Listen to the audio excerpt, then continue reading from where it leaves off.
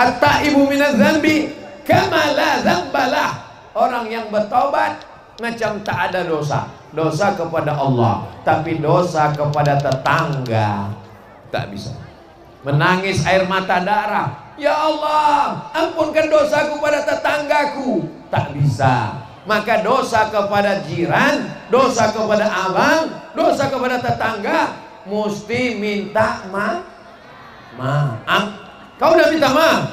Aku nanti minta maaf Pak Ustaz, nunggu Idul Fitri. Yakin betul kau Idul Fitri datang, malaikat maut belum datang?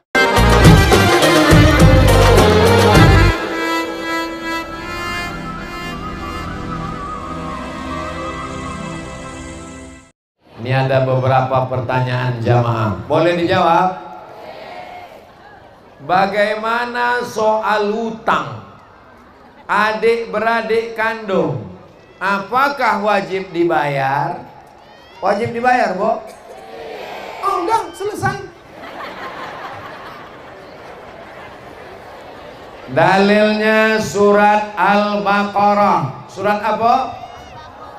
Ayatnya 282. Berapa?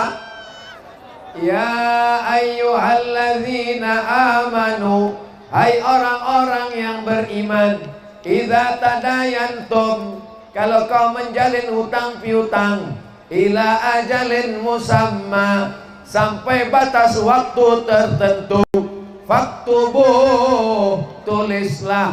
Walaupun saudara kandung tetap ditulis. Minjam aku duit kau berapa? 1 juta. Tulislah. Tak percaya sama aku? Bukan masalah tak percaya, Bang. Ini Allah yang menyuruh. Surat Al-Baqarah 282. Allah suruh sholat, sholat. Allah suruh puasa, puasa. Allah suruh nikah, nikah. Allah suruh menulis hutang piutang. Tulis apa tidak? Tulis. Walaupun saudara kandung. Sampai waktunya. Kapan kau bayar? Bulan Mei. Tahunnya maybe yes, maybe no. 1 Mei 2023 sampai 1 Mei tagih. Nih surat yang kau tanda tangani dulu. Kapan kau bayar? Aku belum bisa membayar. Kasih tambahan 2 bulan. Karena kau belum bisa Mei, maka nanti 17 Agustus sebelum tiang pinang berdiri panjat pinang, tolong kau bayar. Tanggal 17 Agustus tagih lagi. Nih perpanjangan. Kapan kau bayar? Aku tak bisa bayar. Masuk level yang ketiga. Wa anta saddaqu khairul lakum. Kau sedekahkan lebih baik daripada naik darah tinggi. Ambil, ambil. Lebih banyak pula ongkosku minyakku datang menagih ini daripada putus silaturahim kita. Ambil aja, ambil, ambil. Wa anta saddaqu khairul lakum. Kau sedekahkan lebih baik. Ayat ini dihafal oleh yang memberi pinjaman. Yang menghafal ayat ini yang mengasih pinjaman, bukan yang meminjam. Sekarang banyak salah hafal, yang menghafal yang meminjam. Waktu kita minta, kapan kau bayar? Wa anta saddaqu khairul lakum. Kau sedekahkan lebih baik. Itu ayat aku.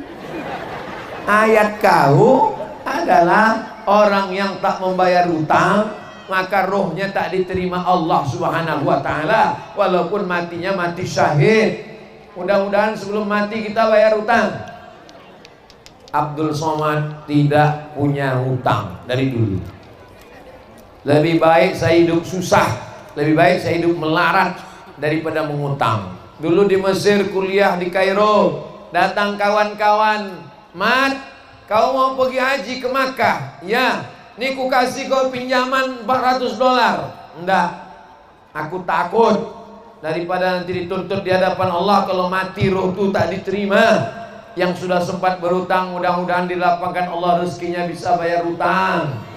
Jangan hanya ingin hidup mewah disangka kaya, lalu utang. Ada orang sekarang biar utang asal gaya. Na'udzubillah. Kalau pergi kita ke rumahnya, yang lunas cuma satu, bini. Karena Pak Kua mengatakan tak boleh utang. Aku nikahkan engkau dengan anakku dengan mahar seperangkat alat sholat, kitab suci Al-Quran, tunai. Yang lain utang. Ya Allah, kalau ada jamaah yang berutang, lapangkan rezekinya. Kalau ada yang belum berutang, tutup hatinya, jangan sampai berutang. Karena kalau dia mati dililit utang, maka ruhnya tak diterima Allah. Mudah-mudahan ditolong Allah kita semua, insya Allah. Amin. Banyak juga yang berutang.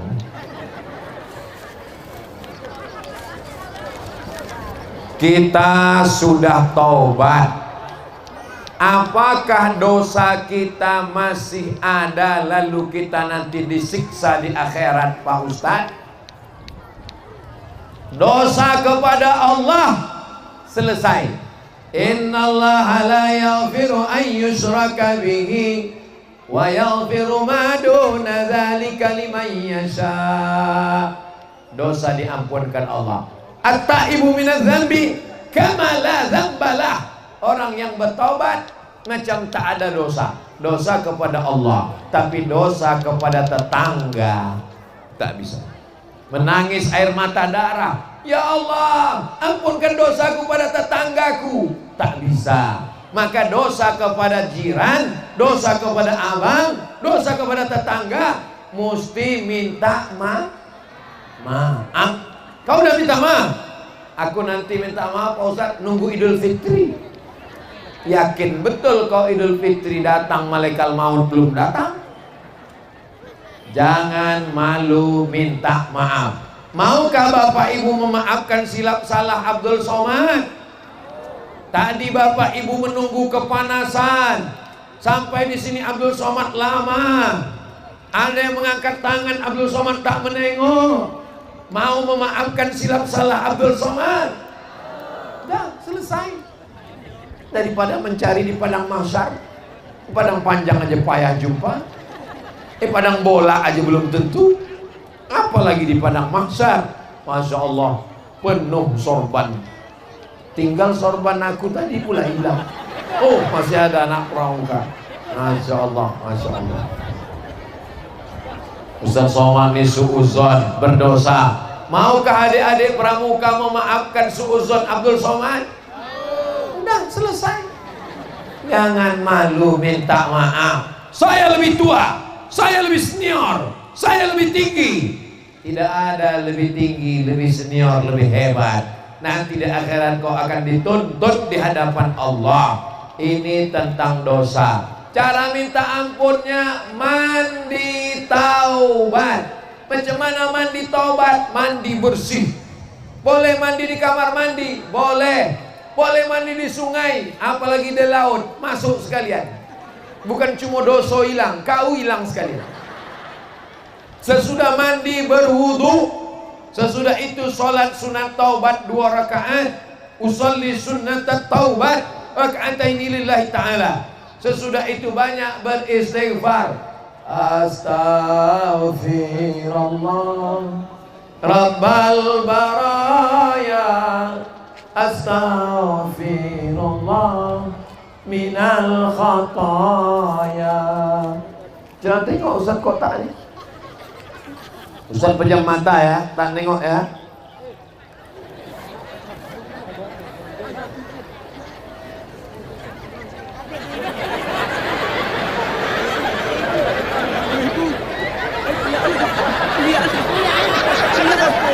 Lo mau tahu lomong wajah mata ya.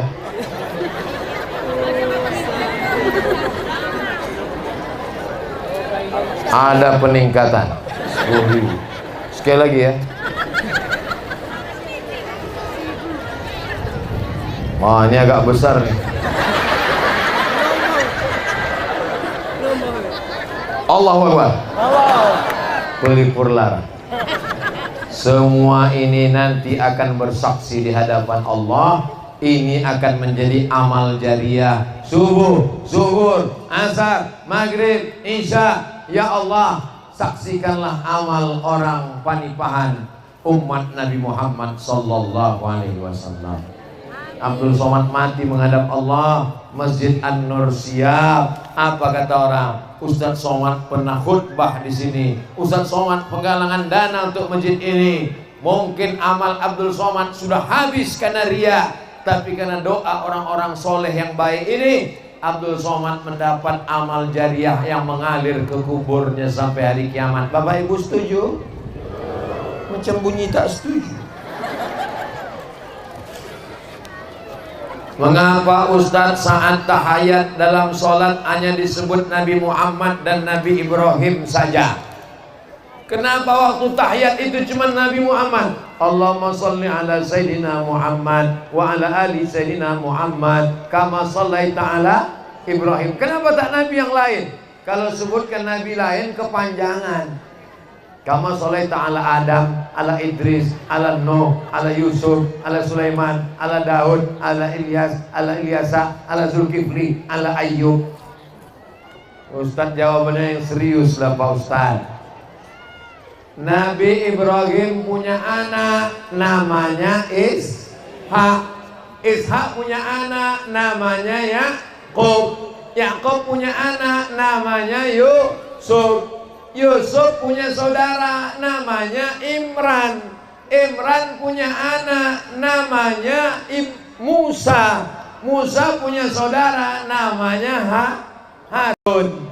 Ibrahim punya anak namanya Ishak. Ishak punya anak namanya Yakub. Yakub punya anak namanya Yusuf. Yusuf punya saudara Bunyamin, 11 saudara. Salah satu saudara ini punya keturunan, itulah sampai ke bawah namanya Imran. Imran punya istri namanya Hannah. Lahir perempuan namanya Maryam. Maryam punya anak namanya Isa. Ibrahim punya anak dari istrinya Hajar namanya Ismail. Ismail turun ke bawah, nama cucu cicitnya Muhammad, anak Abdullah, anak Abdul Muttalib, anak Hashim, anak Abi Manaf, anak Qusay. Maka 3 nabi, Nabi Musa, Nabi Isa, Nabi Muhammad bertemu pada titik terdekat, nama titiknya Ibrahim. Jelas? Adam kan ketemu jauh di atas. Dia bertemu cari titik yang terdekat antara Musa dengan Isa dengan Muhammad SAW. Titik yang terdekat ke atas ada pada Ibrahim. Maka Ibrahim disebut dengan Abu Syariah, bapaknya syariat. Syariat Yahudi sebelum diselewengkan, syariat Nasrani sebelum dibengkokkan, diluruskan dalam syariat Nabi Muhammad sallallahu alaihi wasallam. Itulah maka yang disebut adalah datuk yang pertama ketemu di atas. Kama sallaita ala Ibrahim, kama barakta ala Ibrahim. Jelas?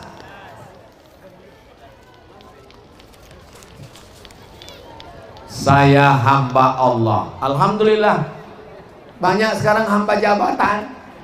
Banyak sekarang hamba seragam. Banyak sekarang hamba atasan. Banyak sekarang hamba dunia. Untung tak datang surat. Mohon maaf Ustaz, saya hamba setan. Menyembah jin, menyembah setan. Kita sedang sholat berjamaah di masjid. Waktu bersamaan di musola sebelah juga sholat berjamaah, tapi suara mikrofon toanya besar sekali hingga bacaan kita jadi terganggu. Bukankah makai toa tersebut untuk azan iqamat terahim saja? Bagaimana sebaiknya Pak Ustadz?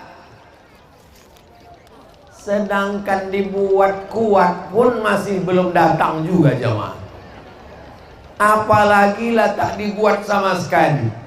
Jadi tentang masalah suara itu zaman sekarang gunanya untuk syiar bahwa masih ada orang Islam, bahwa masih ada umat Nabi Muhammad sallallahu alaihi Assalatu wassalamu alaik.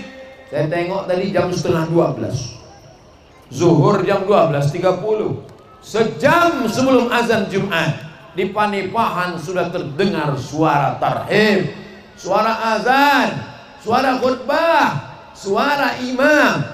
Ini gunanya untuk syiar. Adapun orang yang terganggu, tidak ada yang terganggu dengan bacaan Quran. Tak ada orang terganggu dengan bacaan zikir. Yang terganggu dengan bacaan Quran itu berarti aku tak ada nyebut.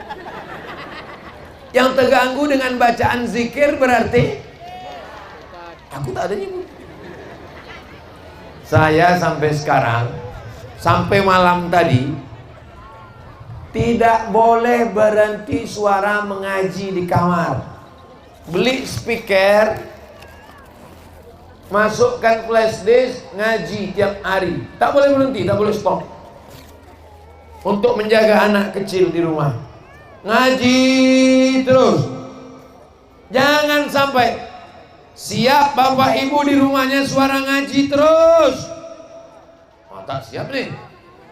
Siap di rumahnya suara ngaji terus. Jangan lagi nanti saya pulang, saya lewat. Jangan. CD-CD lagu campakkan ke laut biar dimakan ikan paus. Jangan dicampakkan jadi sampah, dibakar. Islam ini agama yang bersih. Plastik-plastik itu kalau kita campakkan ke laut, itu 100 tahun tak akan hancur. Ambil plastik-plastik itu semua, kumpulkan, bawa ke darat, bakar. Itu kura-kura yang ada di laut, penyu, dia kalau menengok plastik, menetes air liur dia, disangkanya itu ubur-ubur. Begitu ditelannya, rupanya plastik. Itu juga makhluk Allah. Jangan buang plastik ke laut. Plastik mesti kita bakar di darat. Ada sekarang yang bisa merubah plastik jadi batu bata, bagus. Tapi kalau belum bisa, jangan buang sampah ke laut. Walaupun laut luas, tapi ada makhluk Allah yang teraniaya, terzolimi. Ajaran agama Islam, at-tahuru syatrul iman, suci kebersihan itu sebagian dari iman.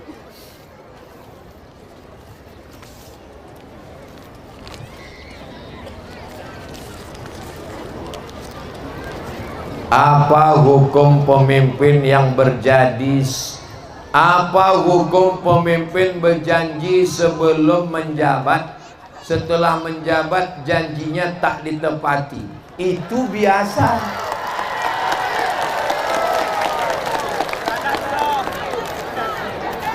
Itu biasa. Yang luar biasa tuh kalau tepat janji.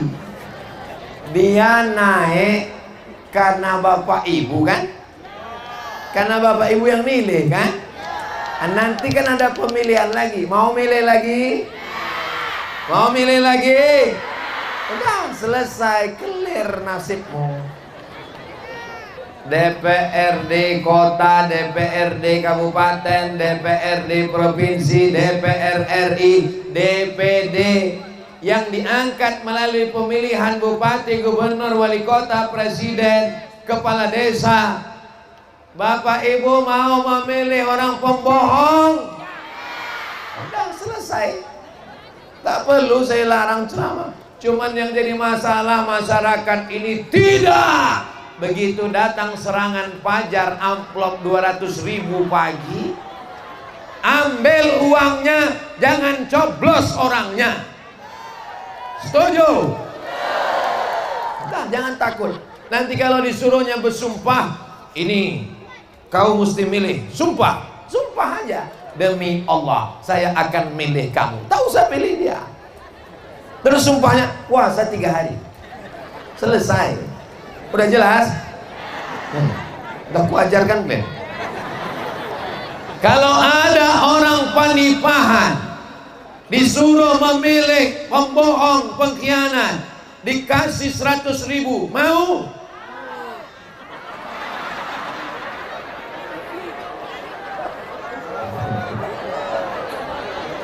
Nih bukti masyarakat pelupa, masyarakat pikun. Nauzubillah.